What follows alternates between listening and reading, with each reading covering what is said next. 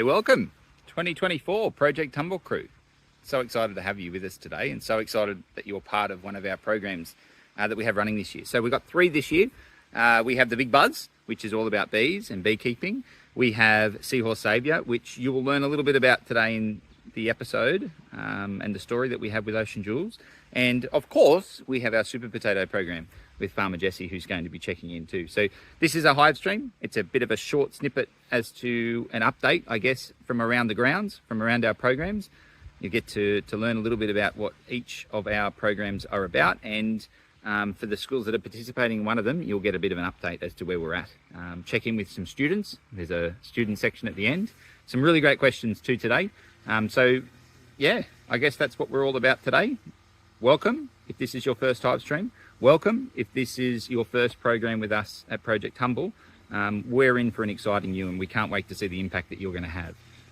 But to begin with, it's over to me, Ben the Beekeeper, from live at our hives, where we've been busy getting ourselves ready for our new entrance into the Big Buzz, as well as looking after our current colonies with their honey flow that's just recently kind of slowed down a little. But yeah, over to me.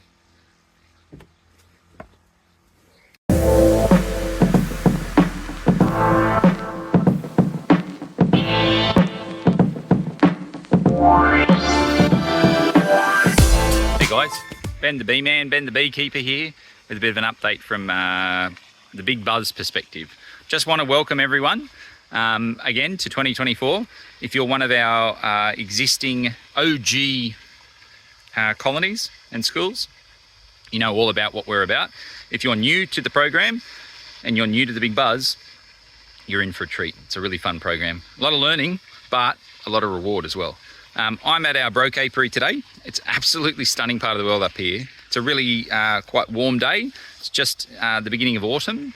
And what we're doing is we're actually checking in on our queens that we have grafted for our new schools, which is, as part of the program, you get to select the subspecies. So behind me here, we have our breeder queens. There are 3 breeder queens in total. You guys know this already.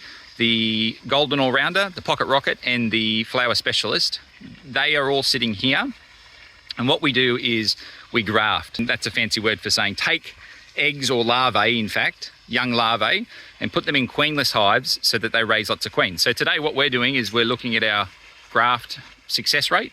So I'm going to be popping in a couple of the hives just here and that little white one down there, who have been raising queen cells. So we're going to check to see our success, and then I'll be putting those queen cells all around in the hive. So I'm going to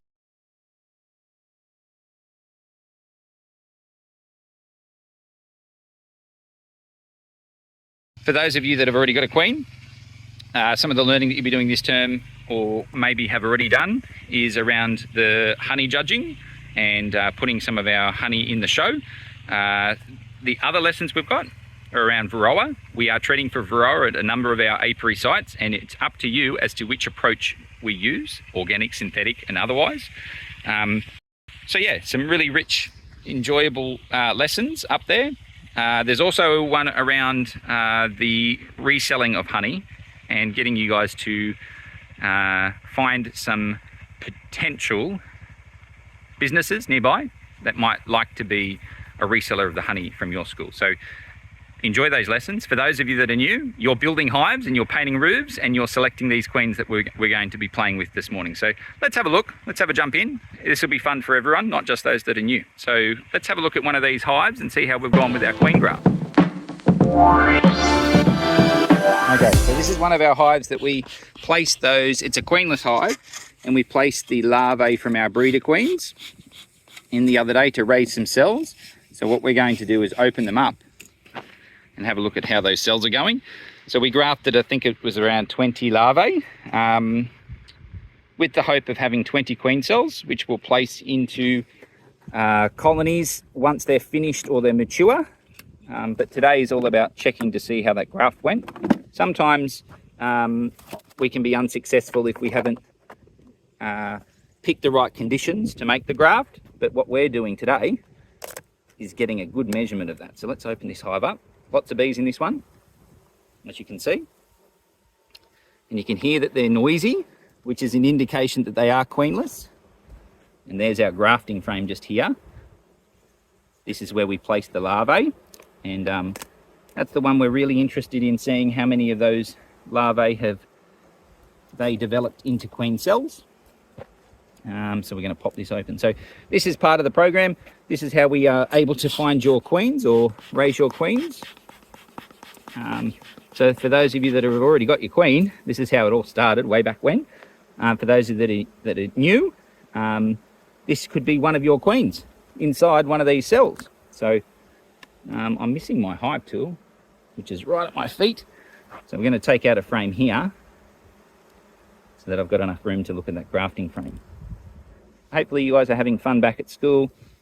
You've finished nap plan now, and the program can take wings, or maybe they already have. Maybe you already have started doing that already. So now I'm going to press pause because it's a bit hard for me to use one hand, but I'm going to get this frame out and have a look at our grafting frame. Let's have a look.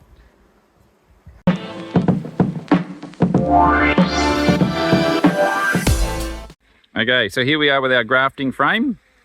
Beautiful piece of gear this is. We've got 2 rows, but I've only used the cells or the spaces for the cells in the top. And as you can see, the bees have done a good job starting on some of these cells. So we've got the beginnings of queen cells there. I've missed one, so that something happened with the graft. Perhaps I rolled her in the process and that was no good. We have a start, a start, a start, a start, a start. Losing focus. Start. So I really only missed the 1 cell, which is pretty good. So 2, 4, 6, 8, 10, 12, 13 cells, which is great, from 14 grafts. So they're all carniolan, so they're pocket rockets. If your school's picked a pocket rocket, there potentially your queen is sitting there. What I do now is I take this frame, I will then move it into another colony to finish that cell, and then I will move them from that colony into your brand new colony, form their mating flights all around this area here out Broke, because we've got a lot of beehives. So this is part of the process. I hope you enjoyed that update around the big buzz. We've got more queen cells to check. Another colony over there with flower specialist, and a third one with the golden all-rounder. But lots of bees, lots of happy bees out here at Broke. Welcome to the big buzz if you're new, and thanks for those of you that are there. I think at the moment our leaderboard, we have Queen Mip with like 47 or 48 kilos, followed closely by Queen Ruby from Kitchener, and then we have our Beyonce from Red Frog for Family. So they're the top 3, but check that leaderboard, it's been updated recently. For those of you that are new, that's how we keep track of our progress, and it's a bit of a competitive piece too.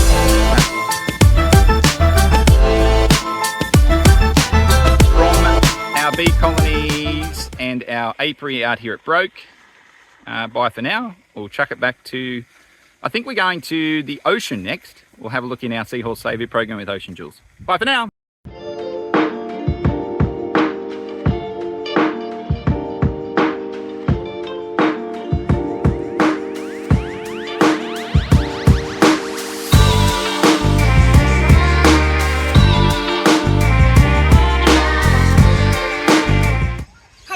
It's Ocean Jules here. I'm the program producer for Project Humble's Seahorse Saviour program.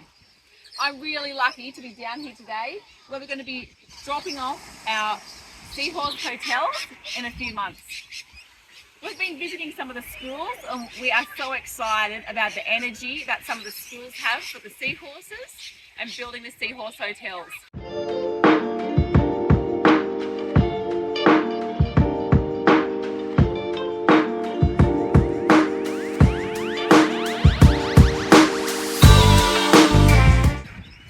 Some of the schools have already started the project and some of you are holding off for a few weeks' time, and that's absolutely fine. We're just excited that we've got a whole bunch of awesome, smart, curious students who are keen to save the world, make a difference in the ocean, and especially in our backyard in helping save the white seahorse. This place means a lot to us because we come down here with our family. There's so much to see and do. Out here there's lots of fish to see when you go snorkeling. We've already seen sea urchins, crabs, mud skippers, and we've only been here for half an hour. My kids love it. We're really excited to be collaborating with Sydney Sea Life Aquarium. We've been down to their seahorse lab and checking out some of the stuff they're doing to help save the white seahorse. It was awesome fun. We learnt so much. Those researchers are doing a great job. Next up, you're going to check out to see what they're doing.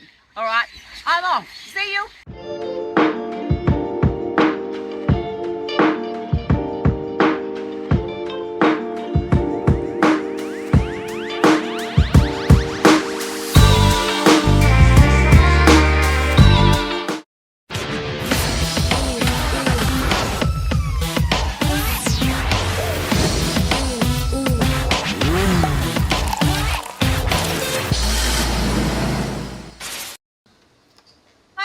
This is Sydney Sea Life, and this is the Conservation Lab. I'm Ash. Let's go take a tour. Here we've got the Conservation Lab. This is where our seahorse action happens. We've got our equipment station here, so everything that we need for all of our tools is stored here. They need to be dried, they need to be cleaned. That's where it happens. We've got our little whiteboard here. The joke of the day, very important, from my friend Taylor. Says, why do seagulls fly over the sea? Because if they flew over the bay, they would be bagels. There you go, that's the joke of the day. This is where we communicate what's happening through the day, that we've got all of our checks done, and that all of our feeds are getting done. Over here, this is the workstation, so where all the data happens. I've got to put in all of my notes about what's happened throughout the day, just here. And also, very important, my coffee. Over here, we've got some seahorses. We've got some males and females together, so they're making little kissy faces at each other.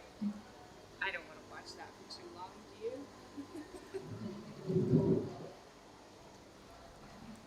And then over here, we've got Nat and Pat. They're doing some seahorse cleans, and Natalie looks like she's doing some observations to make sure the seahorses are super happy, super calm, and super fat. Pat, what's Pat doing? I'm just siphoning up all the scat that the seahorses produce, keeping it nice and clean so they can stay nice and healthy.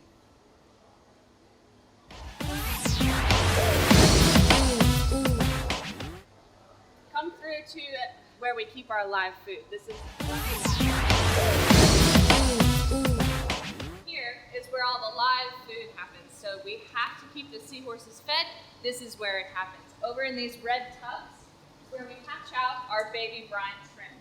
So you can see we keep it nice and warm. It's bubbling. And then at the end, it's going to turn into this, which is our baby brine shrimp, 24 hours. Look, that's the lab. I gotta get back to work. I've got poop to clean up. I'll see you in a little while.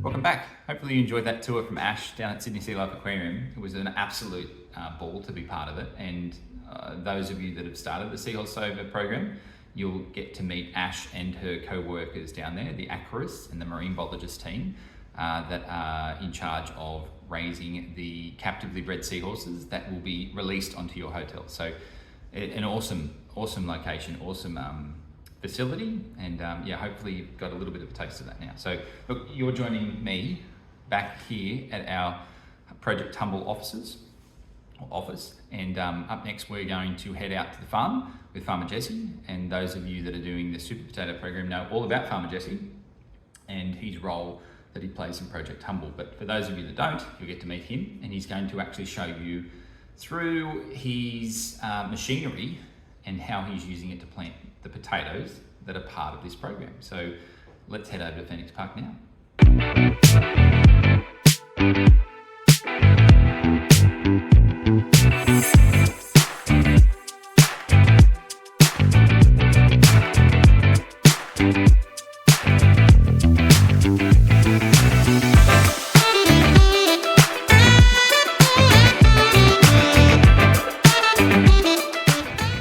Farmer Jesse here. We're going to plant some potatoes, but before we do, let's show you the machine. So the first part is the hopper. In here is where all the potatoes are stored. The next part is the conveyor belt, which carries the potatoes. And what we do is we put the potatoes on the conveyor belt. And when we drive along, the conveyor belt moves. The next part is the sweep. And that's down here. And it looks like a big arrow. And that digs a big hole in the ground for the potatoes to go in. The next part is the chute. And that's here. And that's where the potatoes fall down into that hole that the sweep made. And then if we go around to the back,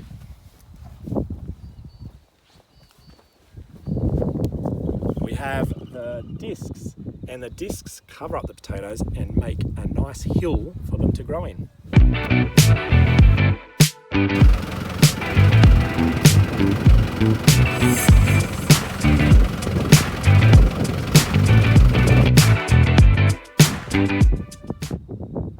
G'day, Farmer Jesse here. I'm out in the paddock at Phoenix Park Farm and we're about to plant some potatoes. With me is Big Red, the tractor, and I've also got Farmer Hallie. Hello, Farmer Hallie. And on the other side helping me is Farmer Maya. Hello, Farmer Maya. All right, we're going to plant some potatoes. Can't wait for you guys to get out here. See you soon.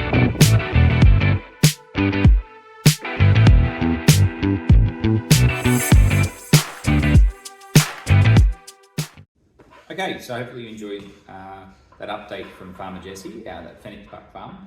That brings us to the last section of the hive stream today, and that is, as always, for those of you that have watched these before, our student voice section. And that's an opportunity for you guys to send in any questions that you might have about the project you're working on or any of the other projects that we cover with Project Humble. It's always a great part to kind of check in to see how everyone's going. And today, we've got a very exciting question from Amelia from Blacksmiths Public School. I'll throw it over to her now. Hi, I'm Amelia from Blacksmiths Public School, and I have a question. How do you get bees into the hive in the first place? Thanks for that question, Amelia. How do we get the bees in the hive in the first place? Well, interesting that this question is part of this hive stream because earlier in the Big Buzz update, we provide a bit of insight as to how we raise the queens. Now, you might be familiar with this if you're part of the Big Buzz already, like Amelia is. You might not be if you're part of any of the other programs or you're just starting, but it is a very good question because our colonies have about 60,000 bees in them when they're at capacity or in their strength. And the schools that have been part of it for about a year, most of those are at that level. However, they didn't start with 60,000 bees, they started at a much smaller amount. But we can't start it with just one bee. Even if it is the queen bee and she has the eggs ready to start a colony, she requires thousands of other bees to help with the jobs and the things that are necessary to raise those eggs into bees. So we call them a nucleus colony. So we take a queen that we've grafted that has successfully performed their mating flights, which is basically the most important component of a queen is that they are, have done those flights and have all the pieces inside their body that they need to live a happy and healthy life as a queen in a colony. Then we put them in with a number of queenless bees. So we make up these, what are called nucleus colonies, so small families, and we introduce her slowly to them. That's not an easy process, but we put her in a cage, and it sounds really cruel, but what it is it's just a little plastic kind of container with a candy or sugar plug that both the queen needs to chew out of and the bees need to chew in of. And while they're doing that, not only are they getting something sweet to eat, they're actually getting familiar with each other's smell. So when they release her, the theory there is that she'll be accepted as the queen in this new family that up until that time was queenless, and then they're able to live a happy and healthy life. And they grow from those few thousand to tens of thousands to 20s of thousands, and then onward and upwards. So yeah, it's a bit of a process. We have to make the queens, we have to have queenless bees, we introduce them slowly, and then away they go. So thank you for your question. And I guess that brings us to the end of the hive stream. But Amelia, because you've written in and taken the effort of going to filming your question, we'd like to reward you with a little bit of merch. So head over to our website, talk with your teacher, pick a shirt Any shirt can be your school shirt that you have designed, or one of our team shirts, but let us know your size, send it in, and we'll hand it to you as an extra incentive for sending in some of those questions. So if you're interested in doing that for yourself, be sure to write in and be sure to film those questions so we can include you in the next time stream, and you might be selected and you might get that free merch as well. So many great things happening. Thank you so much for joining us, and as always, have lots of fun back at school. Talk soon. Bye.